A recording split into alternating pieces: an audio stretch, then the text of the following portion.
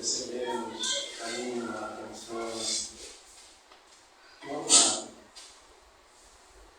A equipe de benfeitores espirituais, no qual também podemos cada um oferecer um pouco daquilo que temos em nossos corações, nossa mente. Possamos, neste momento, podendo honrar a proteção, conduzirmos a expressão da verdade, de acordo com o Senhor. Bem, então hoje nós iniciamos o mês, nós estamos começando o mês de junho, e no mês de junho nós estaremos as palestras todas, de algum modo, de alguma forma, estarão tratando do amor. Como é bom falar do amor, por amor, com amor.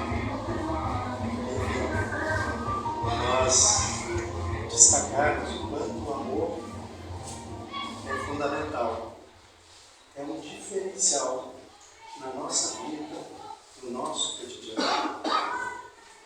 Possamos, ao longo dessa exposição, como também nas demais, bem aproveitarmos este momento de reflexão sobre a importância do amor. E hoje estaremos tratando mais especificamente da fraternidade. Muito bem. Nós trouxemos aqui algumas obras que são maravilhosas. Não se dá para dizer qual delas, né, é tão importante, traz fundamentos e reflexões profundas. Nada não poderia ser diferente que a coleção Fonte Viva de Emmanuel. Como também temos aqui Emmanuel, o Evangelho por Emmanuel. Então, muito bem aqui, também está aqui em Fonte Viva, ao nosso, e outros livros dessa série, Vinha de Luz. Bem, esse aqui é uma coleção, pessoal. É uma coleção. Esse aqui é o último livro desta coleção. E é comentários de Emmanuel sobre as passagens evangélicas de João, Lucas, Mateus e todos os apóstolos. E esta trata das cartas universais e Apocalipse. Então, assim, é algo muito profundo. É um livro assim para a gente ter na beira da cama, na cabeceira, né? E porque cada página aqui é extremamente reveladora e nos concita, nos provoca, nos estimula a essas reflexões muito profundas. Nós fizemos vários apontamentos e se nós continuaríamos fazendo apontamentos, porque é muita informações, é algo muito belo, muito lindo tratarmos do amor. Né? E a questão é nós fazermos desse entendimento, né, uma prática. Aí se torna isso realmente transformador. Também esse livrinho, que é um livro, eu falo livrinho, mas na realidade é um livro também, e trata especificamente do tema caridade, que está implícito no amor, né? Está implícito na fraternidade como instrumento de amor. Fora da caridade não há salvação. Esse aqui é um trabalhador do Mato Grosso, que estuda muito a doutrina lírica de Cerqueira Filho. Então também traz reflexões sobre a prática da caridade, realizada pela área de promoção social espírita, né? Que é a área que é dedicada a assistir os nossos irmãos encarnados, mas que também se constitui uma ação para os nossos irmãos desencarnados, porque é uma área de promoção social, promover o ser.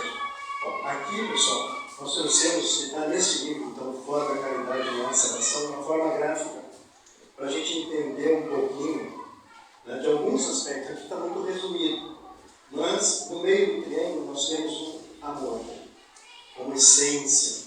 Né? Este amor também está aqui na base de toda a pirâmide evolutiva.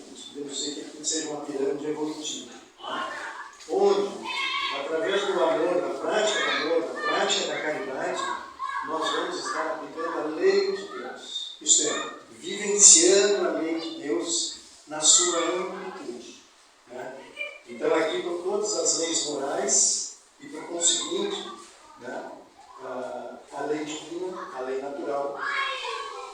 cuja ação é substancialmente ligada ao exercício do amor, da caridade, da fraternidade.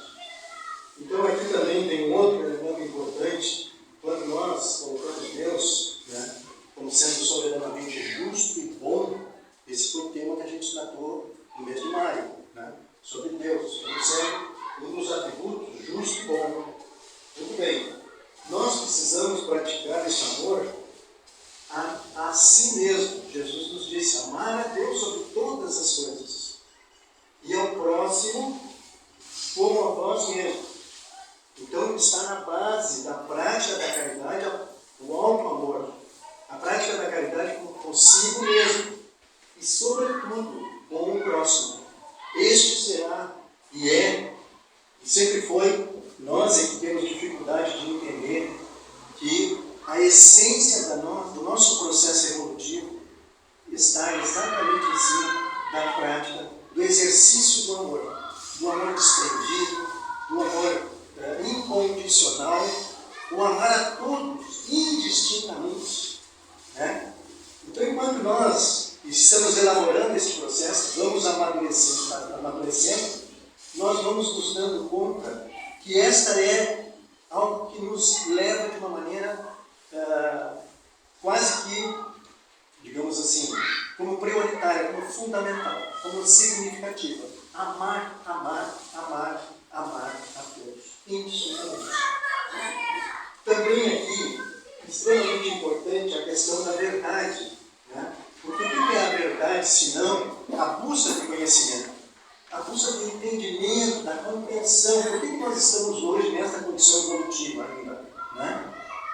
Porque nós ainda não entendemos, ainda não tornamos isto, trouxemos ao nosso consciente, né? E conseguimos também mudar um pouco da influência que tem o inconsciente por decorrência das nossas experiências passadas, de tudo aquilo que a gente fez, né? E que se tem coisas boas que nós fizemos, não é dúvida, senão não estaríamos aqui, né? Mas também há muita coisa que nós precisamos, através do amor, corrigir e promover essas mudanças em nós mesmos. Então, é preciso a base desse entendimento para que nós possamos vivenciar o amor consciente, o amor ágape, o amor desprendido, é sabermos a verdade. Mas não basta saber a verdade tão somente. Porque aí nós ficamos naquele aspectos ligados ao nosso ego, a satisfação do conhecimento, da curiosidade, e que resultado isso de fato traz? Né? Então aí tem a questão de sentir a verdade. Para que nós possamos vivenciá-la, nós precisamos compreender, saber, sentir e vivenciar. Aí nós temos 3 elementos fundamentais. Primeiro lado, o nosso consciencial, ou consciente ou racional, também podemos pensar assim. Né? O nosso, isto é, nós vemos uma casa espírita para compreender, para entender. Nós também buscamos o sentimento, esse processo de irmandade, de solidariedade, a gente também busca isso. Né? Mas primeiro a gente tem que conhecer a doutrina, nós nos propomos a isso. Nós tornamos isso racional. Certo? Muito bem, isso pode ficar no racional, pode ficar no nosso cerebelo aqui, sei lá, na nossa mente, certo? Como um patrimônio nosso. Agora, isso nos torna melhores? Ou apenas mais conhecido, ou com mais capacidade, intelectualidade? Quando nós nos deparamos diante de situações da vida, nós vamos usar o conhecimento, porém, se nós não usarmos o sentimento, nós vamos conhecer e vamos passar, como na parábola do bom samaritano. Né? Quantos passaram e tinham muito conhecimento e não deram importância nenhuma para aquele que estava caído? Um samaritano, uma pessoa simples, que detinha conhecimento de vidas passadas e mais do que isso se sensibilizou e se sensibilizava, né? E foi atender. Aí quando ele foi atender, o que ele usou? Então, primeiro, conhecimento. Depois, segundo estágio do aprendizado, tá? O sentimento, as emoções, tá? Né? O que ressoa no nosso coração. Né? o sentir o problema do outro e ir ao encontro do outro. Né? Agora, aplicar o quê? Como fazer isso? Aí entra o terceiro instrumento, que é a vivência, a prática. É botar a mão na massa, certo? É ir de fato ao encontro. É ir, né, vivenciar, participar, estar junto, né? E a partir disso contribuir decisivamente para o bem daquele irmão. Bem, então esses são aspectos no qual é tratado aqui com mais abrangência naturalmente. Né? Agora vamos voltando um pouquinho para o fonte viva, pessoal. Primeiro, dentro daquela ideia natural que a gente sempre faz, qual é o conceito que nós fazemos da fraternidade? Né?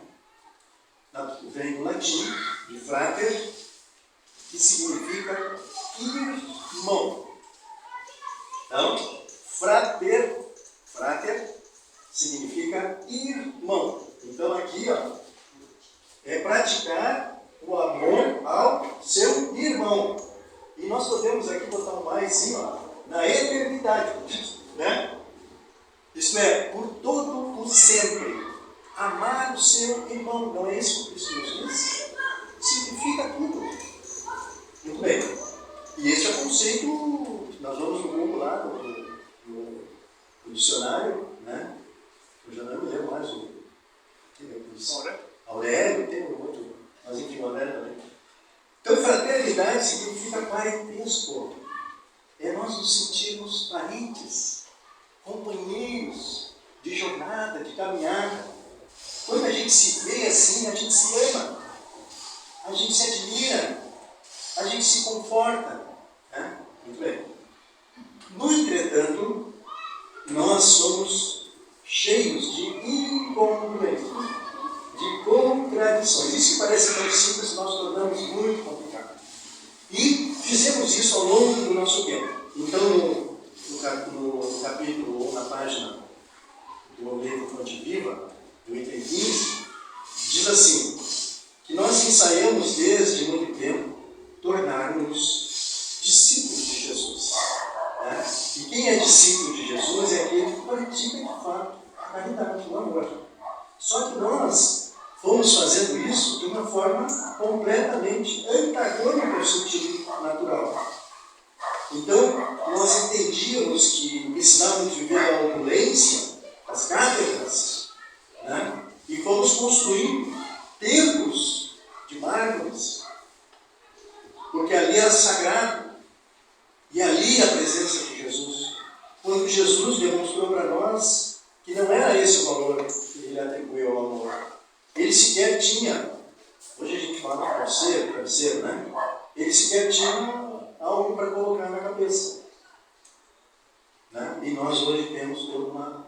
E fomos construindo estas questões de desvios, de incoerências, achando que estávamos falando em nome de Jesus. Né? E com isso criamos guerras, misérias. Por quê? Porque aqueles que não concordavam com a nossa ideia, nós até os aniquilávamos. Nós até os submetíamos à ingratidão, à dor, ao sofrimento, porque nós queríamos fazer prevalecer os ensinamentos do Cristo do modo como nós tínhamos, daquele jeito, daquela forma, alguém que pensasse diferente. E o cristianismo era combatido. Então, Constantino, né, foi um dos imperadores, e lá em 364 depois de Cristo, ele reuniu um conselho, que foi chamado Conselho de Nicéia, para determinar uma série de coisas. E muitos conceitos que o cristianismo trazia foram eliminados. Além de fogueiras e outras coisas mais que fizemos ao longo de tudo isso. Aí nós perguntamos assim, tá, mas quem fez isso?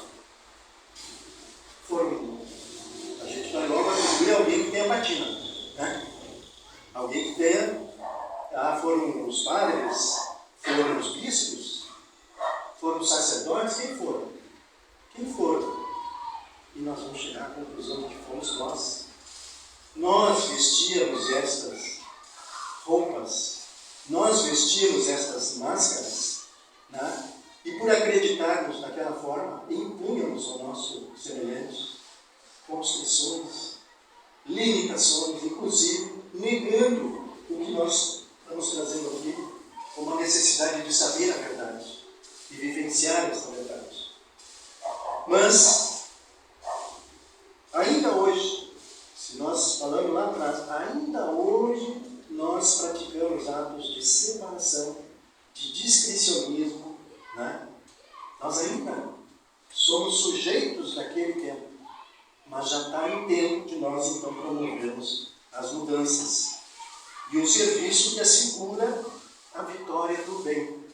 Então esta é, digamos, algo que nós precisamos amadurecer em nós, porque a palavra do Cristo, e aí diz aqui na Boa Nova, ou Fonte Viva, ela é insofismável e diz assim: não alcançaremos a Boa Nova com atitudes exteriores. Então a mudança está efetivamente no nosso interior. Então nós temos que fazer uma viagem introspectiva de nos autoconhecermos, de nos autoaprimorarmos, de fazermos a partir do momento em que vamos tomando conhecimento da verdade, o quanto nós de fato sentimos essa verdade presente em cada um de nós, para que possamos cumprir a lei de Deus e vivenciar. Então vejam que é algo que nós estamos sendo convidados a todo dia, a todo instante, né? Por isso nós falamos aqui em fraternidade aplicada na eternidade. Então nos diz ainda assim: não alcançaremos, portanto, a Boa Nova com atitudes exteriores. Toda ação humana sem a luz do amor, perde-se nas trevas. Então toda ação sem amor se desfaz, perde o sentido. É contraditória a lei de Deus, que pressupõe o amor como a fonte fundamental para que possamos, e fomos criados para ajudarmos, para servir. Somos servidores e o amor é um instrumento de serviço. Nós podemos amar parados, imobilizados, sem visão, sem os sentidos físicos, e assim nós podemos amar, porque não é nossa essência. Entendamos a fraternidade pura e simples, amparando-nos mutuamente. O reino de Deus começa na vida íntima. Então nós procuramos Deus lá fora, nós procuramos Deus olhando para o céu, quando Deus está dentro de nós. Só que a gente não conseguiu se aperceber ainda disso, né? E quando a gente se apercebe disso, essa transformação, essa vivência começa a se tornar real, possível, né? E portanto vivenciável, praticável. Pratiquemos, portanto, a humildade que trabalha, ajuda, compreende e perdoa. Então, a humildade como elemento fundamental, né, do amor, e sendo o serviço que assegura a vitória do bem, como já dissemos. Pratiquemos a fraternidade onde quer que estejamos. Onde quer. Né? Não precisamos esperar estar em algum lugar, numa igreja, num templo, numa casa espírita. Não. Onde estivermos. Né? Somos seres imortais e vivemos integralmente. Nosso tempo é 24 horas, né? Então vivemos a prática do amor em toda essa sua extensão. Então quando Jesus pediu, aqui voltando muito tempo, então pratiquemos a fraternidade onde quer que estejamos e assim compreenderemos as palavras do Cristo. Só assim compreenderemos a palavra de Cristo. Tem um outro tema aqui que fala do apacentar em minhas ovelhas. Então, quem faz ou exerce o amor, né, pratica a caridade, exerce essa ação de fraternidade, de amor ao próximo, certo? Ele está apacentando as ovelhas do rebanho do Senhor. Percebam? Então, aquela atribuição que o Cristo e os apóstolos tinham, né, de ser um pastor que cuidava das ovelhas, hoje nós somos esses pastores. Hoje nós temos essa oportunidade. No nosso círculo de amizade, no nosso círculo familiar, onde quer que a gente esteja, ali está a oportunidade de ser um apacentador de ovelhas, um apacentador de almas, de espíritos, de irmãos. Então, o Cristo falou a Simão: apacentai minhas ovelhas e dai seguimento aos meus ensinamentos. Também, o Cristo, os ensinamentos de Jesus e a justiça divina, que está tudo junto, né? Ela não exige medidas drásticas. Nós não precisamos sair do 8 e do 80. Né? Não. Nós precisamos passar pelo 8.01, 8.02, ou 8.001 para 8.002 e assim até chegarmos no 80. Né? Nessa metáfora, né? Nem gritos e xingamentos. Jesus não grita conosco, não nos xinga. Os benfeitores espirituais são um exemplo disso. A paciência que eles têm conosco, com os nossos erros, com as nossas imperfeições, com as nossas invigilâncias. Então, nem gritos, nem xingamentos, nem cadeia, nem forca, nem chicote, nem vara, nem castigo, nem imposição, nem abandono aos infelizes, nem flagelação aos transviados, nem tampouco lamentação e desespero. Então vejam que isso tudo são ações, né, que exigem de nós essa mudança, porém não de forma drástica, mas de forma gradual e assentada no saber, no conhecer, no sentir e no vivenciar. Pedro, apacenta as minhas ovelhas. E isso equivale a dizer: sustentar os companheiros mais necessitados. Não desanimes perante a rebeldia. Não condenes o erro. Então, o que aqui está sendo dito? Assim como Deus não é drástico, Jesus não é drástico, os benfeitores espirituais não são drásticos conosco, não sejamos drásticos com o próximo. Aceitemos o outro como o outro é, com as suas limitações, com as suas incompreensões, né? E aí então estaremos exercitando esse ato de amor, de fraternidade. Ajuda o próximo em vez de vergastá-lo. Educa sempre. Então tem como propósito educar, né? Estimular, encorajar. Revela-te por trabalhador fiel. Tem o circunflexo, ser exigente contigo mesmo, sem ser drástico, sem se violentar, sem se desviar do caminho seguro. Ampara os corações enfermiços e frágeis. Se plantares o bem, o tempo encurto.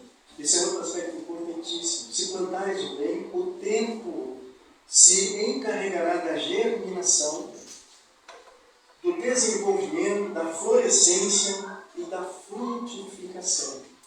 Mas nós precisamos fazer a primeira ação, que é preparar a terra, né, para que nós possamos tornar a terra fértil, para que ela dê frutos. E isso, a providência divina se encarrega, porque nós não vamos lá, né, e não temos o conhecimento para prover um fruto, prover uma árvore. Isso é divino. Embora nós homens exercitamos isso e fazemos várias combinações, né? Mas a essência mesmo, a essência divina ainda não chegamos lá. Muito bem. Então, não analises destruindo. O inexperiente de hoje pode ser o mentor de amanhã. Então, acreditemos no próximo, na capacidade dele e na nossa, sobretudo, né? A vida converterá o mal em detritos e o Senhor fará o resto. Então, assim como o bem, assim como a planta, né, gera frutos, o mal, ele se desfaz, né? Ele se extermina, ele se esvazia, porque ele não foi criado por Deus, ele é consequência dos nossos erros. Então, portanto, não cultivemos o desânimo, não precisamos de desânimo, de falta de coragem, né? Alimenta boa parte do teu irmão e segue para adiante a dificultar. Bom, um outro tema também importante, embora já se aproxime do final, a união fraternal. Então precisamos desenvolver a união fraternal, a formação de grupos, de equipes, de times, né? De famílias, de sociedade, e que nós possamos ter um papel importante na construção desta nova era, desta boa nova, né? Exercendo influência positiva na sociedade. Não com desânimo, com crença, buscando a verdade, aplicando, vivenciando ela através do sentimento e da prática no tempo. Une-te aos outros. Olha que legal. Sem exigir que os outros se unam a ti. Né? Una os outros. Mas como é que nós vamos fazer isso se a gente achar que eles têm que seguir a nossa cartilha? Né? Aí nós vamos estar cometendo os mesmos equívocos lá de trás. Impondo. Nós não precisamos impor nada. Certo? O que nós precisamos é o exercício da exemplificação. De fazer. De dar um exemplo, enfim, esse é o mecanismo natural. A unidade espiritual, e aí a partir do grupo da sociedade, a unidade espiritual universal é o serviço básico da paz. Aí nós vamos apacentar, pacificar, tornar as coisas mais agradáveis uns aos outros. E na ausência do amor, se não soubermos cultivar a verdadeira fraternidade, serás atacado fatalmente pelo pessimismo. Então, embora não haja meios drásticos, mas nós nos tornamos por não exercitarmos a prática do bem. Então, meus irmãos, para nós finalizarmos, precisamos entender que Deus, Jesus, a espiritualidade superior, ela é amor. Ela é amor. E só o amor eleva, só o amor liberta, só o amor sobrevive. Andai enquanto tendes luz. E quanto mais nós desenvolvermos esta luz, mais eficiente, mais eficaz, mais resultados efetivos traremos a nós mesmos e à sociedade em que nós vivemos. Aproveite o tempo, o aqui e o agora. Nos encorajemos, nos sintamos, né, realmente capazes de fazermos as transformações necessárias em nós e na sociedade em que vivemos. Não precisamos ter dinheiro, não precisamos ter posses, cargos, não. Precisamos viver intensamente no amor. Esse é o grande desafio. Então que possamos nós todos exercermos nesta simplicidade absoluta na prática do bem. Que Deus nos abençoe.